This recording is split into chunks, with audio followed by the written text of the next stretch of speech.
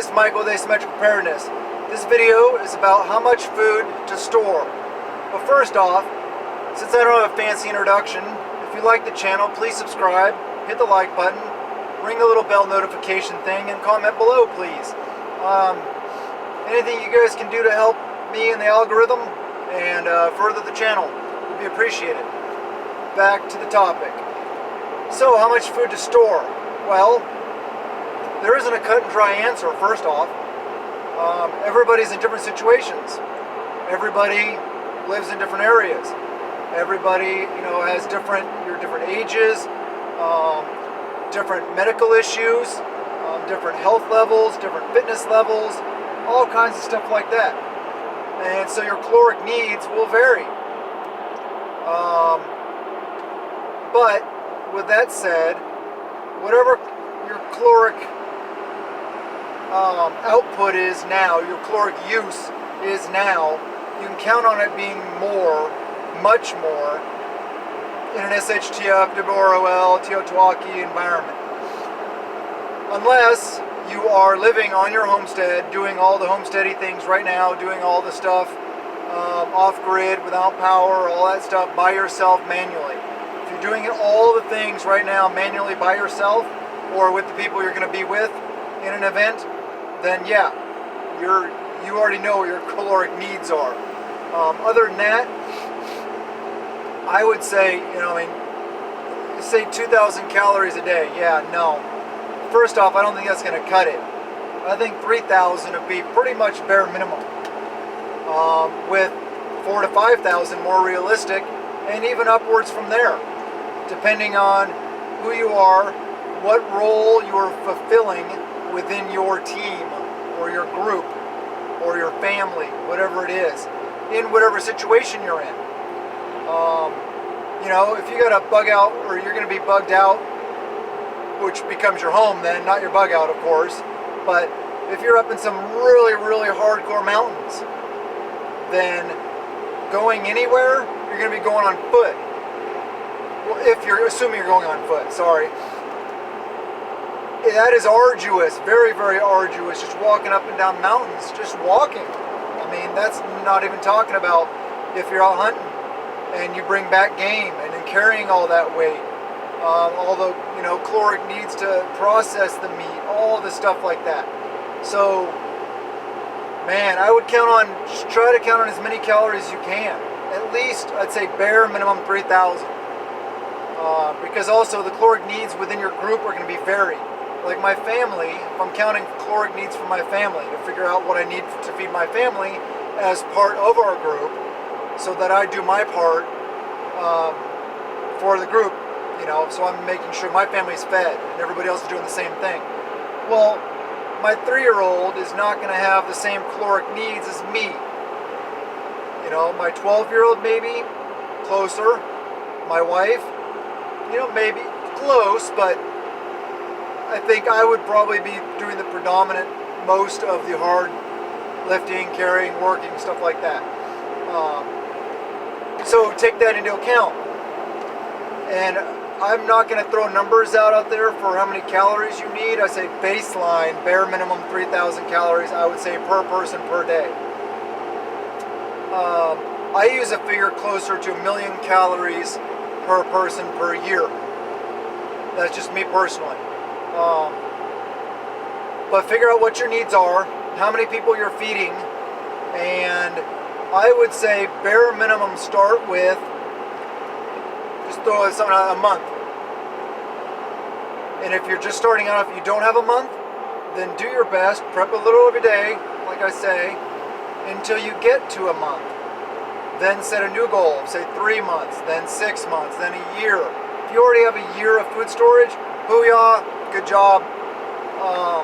That's kind of the benchmark, is a year.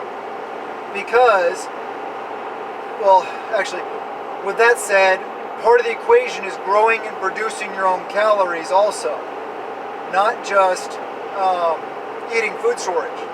It's not like, okay, SHTF happens, okay, I'm going to live for a year and then I'm going to die because I have a year of food storage. No. Food storage is still backup. If you dip into that, you're going to have to probably, But the idea is to not, as much as you possibly can, produce your own calories. With that said, like I said, starting off with, I'd say maybe a month. People, if you're encouraging others out there also, though, that aren't preppers, you just want to get more people into basic level preparedness due to what's going on right now in the world, maybe suggest them 2 weeks or 3 weeks, just in case they get told to stay home, to not leave our homes, stuff like that. And that, in something like that, maybe you can tell them, 2,000 calories a day, because that'll keep them alive. They're not going to be doing something crazy, probably.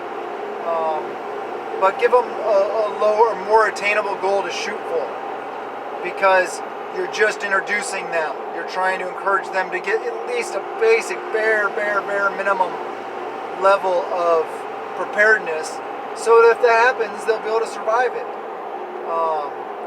Like this recent run on toilet paper.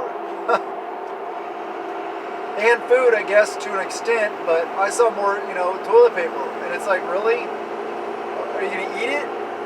You can do without toilet paper, but you can't do without food and water. So, I don't know. To me, food and water is way more important than toilet paper. Sure, stock it, but I did a video recently about creating meal plans to establish your time periods for your food storage and to figure all that out so that you can have a meal plan that you enjoy and that gives you some variety. You could do that in conjunction with your regular preps. But yeah, I'd say the goal, is a year. If you can do more, great. If you can do 2, 5, 7 years, awesome. You are super hoo-yah then. You are a super prepper then. Gold star of approval. You get a smiley face sticker. That's really good. But like I said, without an ability to produce your own calories, it's still going to run out. Or you're going to run into a situation where more people show up, and you're going to end up having to feed more people. And some unfortunate things are going to happen where you'll lose people, and that's just bound to happen. It's one of those ugly realities we have to face as preppers. In a long-term event type situation, people will die. So in that situation, you have less people to feed, but you'll also probably be having more people bringing more people into the fold also. So yeah, bare minimum month, and that's like really bare minimum is what I suggest. This is just my opinion, of course.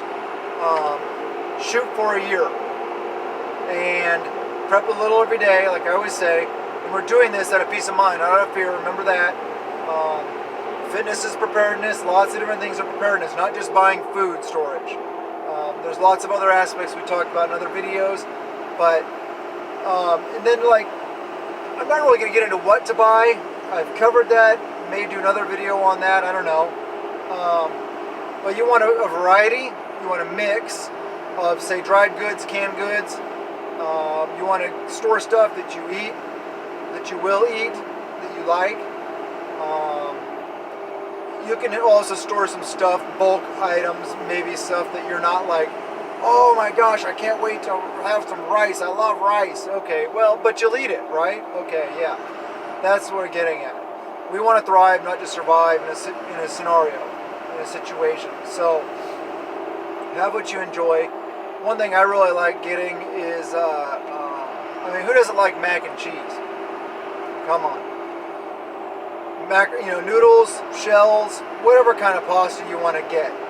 Get it, acquire it in bulk, buy, get a bunch of that. And then, one thing I like is those blocks of Velveeta, or the whatever brand, is at the store that you have, the store brand, whatever, melt and dip, those kind of things. Because literally all you got to do is just take a big chunk of that, throw it in your noodles after you cook them, and mix it around until all the cheese melts, and bam, you got mac and cheese. And that will be a big morale item. While I'm on the topic, that's another good topic, morale items.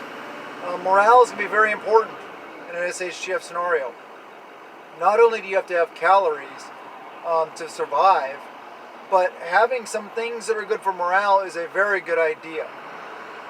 Like having some hard candy, having different sweets, some honey, sugar, different things like that, so you can make some cookies, and just all the things that are just nice to have. You don't need them, but they're nice to have. Different kinds of candy, vacuum seal them, stuff like that, so they last longer, etc. Whatever you like, whatever you do. Sugar-free if you don't like, if you can't do sugar or whatever. Although sugar is extra calories, and you're going to need all the energy. Yeah, you're going to need the energy. There are not going to be too many people gaining weight in an SHTF scenario, so don't worry about that. You're gonna use it. So morale items, yes, very important. And also, like we talk about water. Well, along the thing of morale items, you can stockpile like Powerade, Gatorade, stuff like that. Make sure you rotate the stuff, obviously, so it doesn't go nasty on you. As well as like Tang drink mix, Kool-Aid stuff, the different kinds of drink mixes, hot cocoa, whatever. If you're into coffee, store some coffee. That's great for your morale if that's what you're into. Maybe some alcohol. I don't know. I don't drink, so whatever you do you, I'll do me. But things that will help you maintain kind of a sense of normalcy. That's the goal here, is to be as seamless as possible.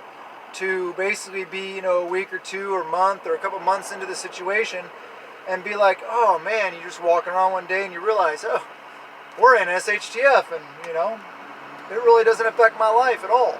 That's the goal. That's the ultimate right there, is to not even realize, although, with the exception of some minor little change or something like that, that SHTF is going on. I mean, obviously you're going to have to do guard duty, you're going to have to do patrolling. It's going to be obvious, of course, but as seamless as possible. So yes, seamless as possible. Morale is important.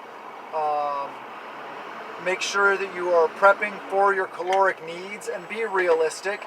Don't just buy some Mountain House freeze-dried, 72 hours or a week worth of food. If you count up all the calories and stuff like that, it's not a week's worth of food, or it's not 72 hours worth of food. It's enough to barely, like survival rations, barely keep you alive if you're not really doing much of anything but just sitting there. It'll keep you alive. But more than that, the caloric needs aren't necessary. I'm not saying don't get those kind of foods. They have their place. But supplement them. If you buy one of those 72-hour buckets or kits or whatever it is, then take it for what it is. It's good food. It tastes good. There's nothing wrong with it. Not knocking it whatsoever. But throw in some extra calories into that bucket. There's usually room. It'll fit. Throw in some extra stuff so that you bring the caloric content of that 72-hour kit up to a more realistic 72-hour caloric needs for you and whoever you need it for. Maybe have one of those for each member of the family as like your initial, okay, this, or this is your emergency last-ditch effort bucket, whatever. But like I said, make sure that the caloric contents are going to meet your needs. Also, if you're buying, say you want to drop a bunch and you want to buy a year of freeze-dried Augustin Farms freeze-dried food, okay, that's fine. But also, same thing, double check the caloric content. It may not meet your needs for an actual year. You could probably use it as a 6-month supply. That's great. I'm not saying that's the most cost-effective way to do it, because it's not. But I hope this encourages you guys to do some things, to prep a little every day and prep at a peace of mind, not out of fear, and to store certain amounts, set goals. If you're not setting goals, then you won't really know what you're shooting for. It's always good to have goals. So I hope this helps. I hope this gives you some insights, some tools. I always say in my videos, I just try to empower you guys to think for yourselves. I try to throw some basic stuff out there, some ideas, some new thought processes. I try to encourage you guys to think outside the box, as well as the normal things, the everyday things. Think of things off the wall, odd places to get things, different, just all the things. Just think. But I love you guys. Like I said at the beginning, please subscribe, please comment, please hit the thumbs up, ring the bell, all the things. I love you guys, and blessings to you and yours.